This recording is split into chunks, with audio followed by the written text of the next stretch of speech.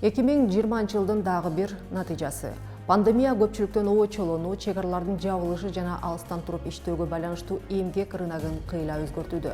Жумуш берүүчүлөрдүн өз кызматкерлеринде баалаган көндүмдөрдүн тизмеси дагы өзгөрүүдө. WorldSkills Russia жана Global Education Future уюму WorldSkills International'дын колдоосу менен жакынкы 10 жылдыкта кандай жөндөмдөргө талап болоорун изилдеп көрдү. 2020 жылы жарык көргөн келечектин көндүмдөрү аттуу изилдөөдө дүйнө көпчүлүк учурда туруксуздук, белгисиздик, кыйынчылык жана түшүнбөстүк менен мүнөздөлгөн реалдуулукка туш болгону айтылат. Азыркы кырдаал толугу менен белгисиздик катары сыпатталууда. Анткени кесиптик жана карьералык өсүү боюнча узак мөөнөттүү стратегияларды түзүү мүмкүн эмес. Бир кесипти тандап өмүр бою белгилүү бир компетенттүүлүккө токтолуу мезгили өткөн кылым менен аяктады. Эми эмгек рыногунда суроо талапка ээ болуш үчүн ар бир адам өзүнүн кесиптик көндүмдөрүн ар дайым өзгөртүп, толуктап, жаңылап турушу керек. Ал эми жумшак жана ийкемдүү көндүмдөрдүн барган сайын мааниси артып жатат. Hard skills'ке компьютерде текст терүү, чет тилин үйрөнүү, машина айдаганды, математиканы билүү сыяктуу түрдүү жөндөмдөр кирет. Башкача айтканда, билим жана көрсөтмөлөрдүн жардамы менен үйрөнүп, аны экзамен аркылуу текшерүү. Soft skills'ден айырмаланып, аларды үйрөнүү деңгээлинин санын аныктоого болбойт. Бул социалдык, интеллектуалдык жөндөмдөр. Мисалы, командада иштей билүү, так жоопкерчиликтүү болуу, дүрбөлөңгө түшпөө. Hard skills'ти өздөштүрүү үчүн IQ интеллектиси зарыл. Ал эми soft skills'те EQ эмоционалдык интеллекти маанилүү. Hard skills'тин ээлери билимдерин сертификат же диплом менен тастыктай алат. Ал эми soft skills'тин мындай материалдык далилдери болбойт. Hard skills'ти инструкциянын жардамы менен мектепте же курстарда үйрөнүп алууга мүмкүн болсо, soft skills'ти этап менен өздөштүрүүнүн жеңил ыкмалары жок. Soft skills'ти келечектин ар тараптуу мүмкүнчүлүгү деп аташат. Мисалы, эки адыскөй программисттин ичинен адамдар менен байланыша билгени ийгиликтүү боло алат. Ал эми бизнесте жана соода саттыкта жумшак көндүмдөрсүз иш алып баруу мүмкүн эмес. Сатуучулук билимге ээ болбой деле адамдарды сезе билүү соода тармагында чоң жеңиштерге алып келет. Заманбап дүйнөдө жумшак көндүмдөрдүн баалуулугу кесипкөй жана катуу көндүмдөрдү кууп жетип калды деп жазат РБК. Бостон колледжинин жана АКШнын алдыңкы университеттеринин эсептөөлөрүнө караганда soft skills боюнча билим алгандан кийинки кызматкерлердин натыйжалуулугу 12% өсүп, инвестициянын кайтарымы 250% түзгөн.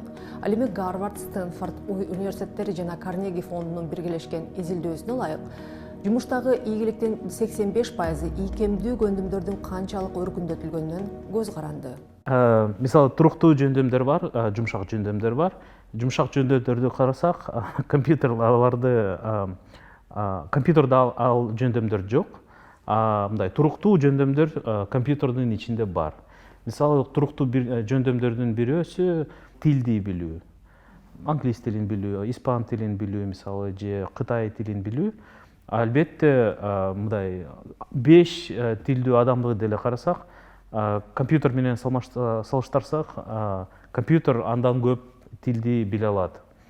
Ошол эле учурда, мисалы, котормо кылганда, мындай угуп, адамды жакшылап түшүнүү, бул жумшак жөндөм. Ошондуктан, мисалы, биз компьютерди колдосок, кээ бир учурларда котормо кылганда мындай аябай маанисиз сүйлөмдөр болуп калат. Анткени компьютер мындай так адамды түшүнө албайт. Ал жөн эле сөздөрдү алып, анан ал сөздөрдү так башка тилге которот, маанисин түшүнбөй деле. Ошол маанини түшүнүү бул мисалы жумшак жөндөм. Тилди билүү бул туруктуу жөндөм. Жумшак жөндөмдөр жөнүндө айтсак, мисалы үчүн менимче биз табиятыбыздан ошол жумшак жөндөмдөргө жакыныракпыз да, өзү сүйлөгөндү жакшы көрөбүз. Негизи бизде ооз-эки чыгармачылык аябай өнүккөн. Бул кандайдыр бир коомдук менталитет деп айтсак дагы болот. Мындай эки жакта тең мындай тең салмактап койгонго да аракет кылган жөндөмүбүз бар.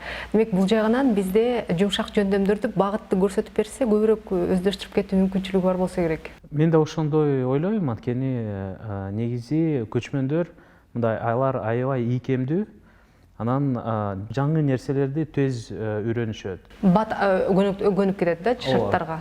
Ооба. Биз билебиз, ошол жумшак жөндөмдөрдүн бири ошол адаптациялоо. Мисалы, жаңы шарттарда жакшы жаңы адамдар менен мамиле түзүү, мисалы, бул деле жумшак жөндөмдөрдүн бирөөсү. Менимче, мындай биз ата-бабаларыбызга карасак, алардын жумшак жөндөмдөрү жакшы эле болгон. Чындыгында мисалы үчүн ошол эле бир кызыктуу нерсени айтып калышат да. Америкага барган кыргыздар башында ар кайсы трак айдашат, андай мындай жумуштарды кылышат, жалданып иштейт. Мисалы биздин коңшу өлкөлөрдөн барган жарандар баягы ошол жалданып иштесе, ошол жерде эле иштеп, ошол жерде эле бирөөгө жалданып кызмат өтөп жүрө берет. Кыргыздар бир аз каражат топтоп, бир аз бутуна туруп алгандан кийин шарт эле өзүнүн компаниясын ачып, кандайдыр бир ишкерчилик кылабыз деп. Анан жумшак жөндөмдөр дегенде деле азыр айтып атпайбы, мисалы үчүн азыркы дүйнөлүк экономика үчүн аткаруучулар винтиктер эмес, лидерлер керек депчи. Демек бул жагынан дагы биздин ушул шыгыбыз баягы көчмөдөрдүн шыгы дейбизби, мисалы үчүн жаңы шартка бат эле көнүшүп кеттүү, ал жерде өзүнүн ордун тезирээк таап алуу жөндөмү дагы бул бүгүнкү күндө мындай бир артыкчылык берет болушу керек. Окуя айтып берген досум Москвага мындай алайдан бир байке барыптыр. Анан ошол Москвадан бир 5 жылдыздуу отельде иштеп баштаган. Бирок ушул учурда Москвада аябай көп Тейлөөчү кызматта эле иштесе керек, Отельде тейлөөчү кызматта эле иштесе керек. Ооба, Белбой аябай биринчи ошол тепкичтерде иштеген. Бирок ошол учурда, ошол күндөрү Москвада аябай көп фестиваль, конференция өткөн экен. Анан бул отельден башка отель, ошол бүт бул отельде иштеген адамдарды башка отель алып кетти да, көбүрөөк акча төлөп. Анан бул адам биринчи күнү ошол жумушка келип караса эч ким жок экен. Ал жана генеральный менеджер. Анан ошол генеральный менеджер шок болуп калды. Жалаң ошол кыргыз байке турат. Анан ал ошол байкеден сурап атат экен, сен башка бир кыргыздарды билесиң да, сен бул жака 50 адамды алып келесиңби эртең? Анан бул байке оңой эле дейт. Анан ошол Кыргызстанга чалып, ошол эртеңки күнү ошо самолет менен учуп келип, 50 адам ошол Алайдан, Оштон келиптир. Алар жакшылап иштеген экен ошол жума. Анан ошол жуманын аягында тиги генералдын менеджер эмне дейт? Мен ошол адамдарды жумушка албайм, бирок сен менен контракт түзөм. Сен ал адамдарды ал, мен болсо сен менен контракт түзүп, ошол адамдарды сен аркылуу иштетем. Мындай аутстаффинг деген кызмат бар. Анан сен ошол аларга төлөгөн акчадан кандайдыр бир пайыз аласың, 10%бы, 20%бы. Анан бирок сен ошол адамдарга милдеттүү болосуң. Анан ал адамдар менен барып, ошо башка отельдерге барып, дагы ошол кызматты сунуштаган. Азыр болсо көп мейманкана менен ошондой контракт түзүп иштеп атат экен. Аябай миллионер болуп калды тез арадан. Эмне үчүн? Анткени мындай ошол ийкемдүү, тез чечимдерди тез алган, милдеттүү, ошол жалаң жумшак жөндөмдөр. Ооба, демек бул жерде биринчиден проблеманы чече билүү да, уюшкандык, бат эле баягы уюштуруп, алайдан алып келе коюп, мисалы, анан сүйлөшө билүү жөндөмү. Ооба, анан дагы мындай коркпойт экен да бул адам. Ошол коркунучтуу өтүү, коркунучтуу жеңүү бул деле жумшак жөндөмдөрдүн бирөөсү да. Анткени биз аябай көп билимдүү адамдарды билебиз. Алар өтө билимдүү болгондуктан эч нерсени баштабай, жаңы кесиптерди, жаңы ойлорду баштабай, жаңы бизнестерди баштабай, ошол ар бир ойдун жаман жагын билип, жаман жагын көрүп, коркуп, анан эч нерсе кылбайт экен да. Авантюра көрүнсө деле, баары бир ошол нерсени кылап көрөйүн деген жөндөм, бул деле жумшак жөндөмдөрдүн бирөөсү. Ооба. Аябай маанилүү. Авантюра демекчи, бизде менимче биздин коомдо дагы ушул авантюра көбүрөөк да. Болбой калат деп эле алдын ала болбой турган нерсени күтө бербей, жок дегенде жасап көрөйүн деп аракет кылгандык. Мисалы үчүн, мунун бир мисалы менимче биздин экономикада чакан, анан керек болсо өтө майда, анан орто ишканалардын көптүгү менен да ушул түшүндүрүлсө керек. Ийкемдүү көндүмдөр арасында айрыкча эмоционалдык интеллектти бөлүп карашат. Бул жеке эмоцияларды кабыл алуу жөндөмдүүлүгү, кесиптештериң менен иштөөдө жумушуңа кандай таасир тийгизерин түшүнүү, ошондой эле эмоционалдык интеллект башкалардын эмоциясын аңдай билүү дегенди дагы түшүндүрөт. Интеллект деген сөздү көпчүлүк акыл эс жөндөмдүүлүгүнө байланыштуу деп түшүнөт. Бирок интеллекттин ар кандай түрлөрү бар. Мисалы, сүйлөө интеллекти. Мындай жөндөмгө ээ болгондор угармандарга ойлорун жеткиликтүү айтып, чет тилдерин жеңил үйрөнө алышат. Дене кинетикалык интеллектиси болсо бийди жана спортту жакшы көргөндөрдө өнүккөн. Бул интеллект өзүңүздүн кыймыл-аракетиңизди, денеңизди мыкты өздөштүрүүгө мүмкүнчүлүк берет. Эмоционалдык интеллект агрессиянын артындагы коркуу сезимин же жардам сурап жаткандыгын аныктоого жардам берет.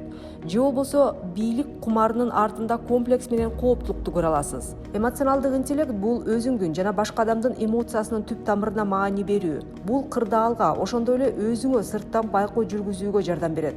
Мисалы, ачууланып жатканда кырдаалга жараша өзүңдүн сезимдериңди туура түшүнүү. Эмоционалдык интеллект түрдүү жагдайларда логикалык ой жүгүртүп, акыл калчап жыйынтык чыгарууга үйрөтөт. Эмоционалдык интеллект ийгиликтерди багынтууга, киреше табууга, ден соолугуңа кам көрүп, аны эффективдүү башкарууга жардам берет.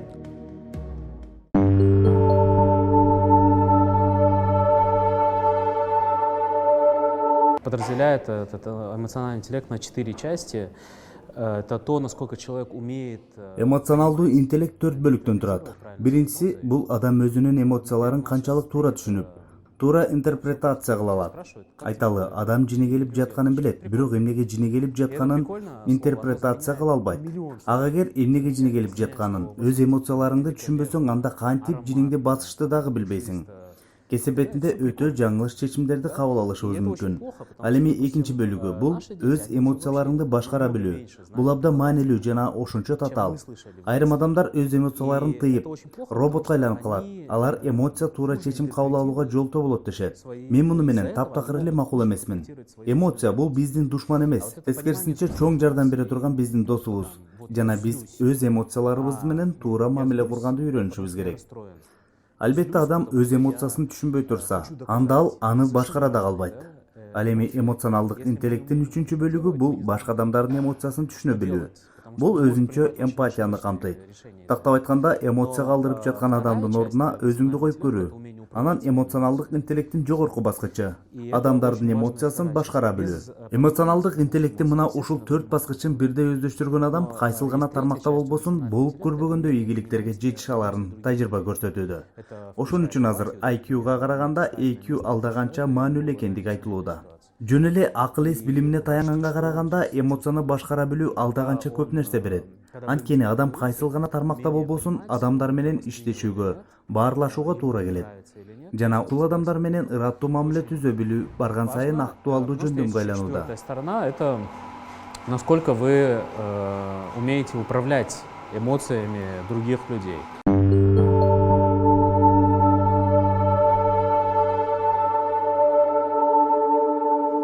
Медицинада мындай да, аябай эң эле кыйын, эң эле күчтүү эмоциялар 12-13 мүнөттө өчөт экен да. То есть адам эч нерсе кылбай эле отуруп турса, эмоциясы кетет да. А мындай орто жоон эмоциялар 3-4 мүнөттүн ичинде өчөт экен. А биздики мындай, бир нерсе жинибиз келдиби, ошол эмоция өзү өчүп ордуна келгендин ордуна биз ошол эмоциянын артынан негативдүү ойлор келе берет да. Андан ары биздики уже эмоция өчүп калгандан кийин ойлорубуз жетелеп кетет. Негизи эле ар бир эмоция адамды 3 нерсеге түртөт да. Эмоция деген сөз өзү негизи кыймыл деген сөздөн да. Анан ар бир эмоция бизди бир кыймылга түртөт да.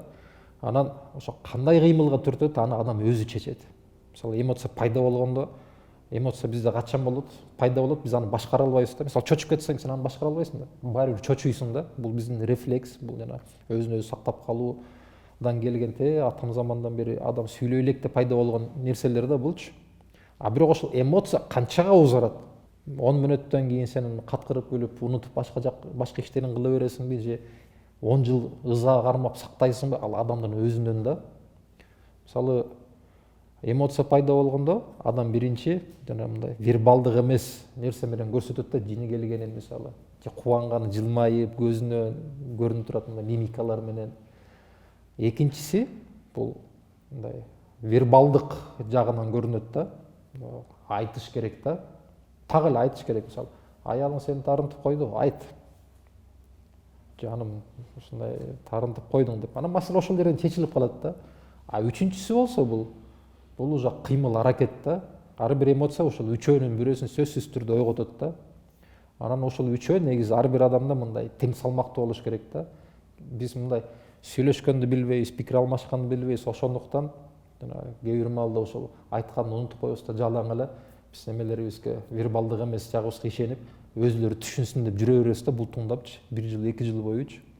Же болбосо биз эме вербалдык жактан дагы айтуу биз үчүн кыйын болсо, эмоцияларыбызды билдире албасакчы, сүйлөгөндү да жакшы билбесек, сразу эле кыймыл аракетке кирип кетебиз да, баары эле мушташ база калып жатып калабыз да. Ошондуктан бул үчөөнү негизи колдон келсе теңме тең, мындайча айтканда 33% менен ала жүргөн жакшы да. Ошондо адам жини келсе көз карашы менен да билдирет, сөз менен дагы айтат, кыймыл аракет менен да кылат. Айтылгандай эле азыр жумшак көндүмдөр барган сайын актуалдуу болуп чоң суроо талапты жаратууда. Билим берүү, медиа сабаттуулукка байланышкан ушул жана башка актуалдуу темалар ММКларды колдоо борбору менен Капитал командасы биргелешкен долбоорунун алкагында даярдалууда.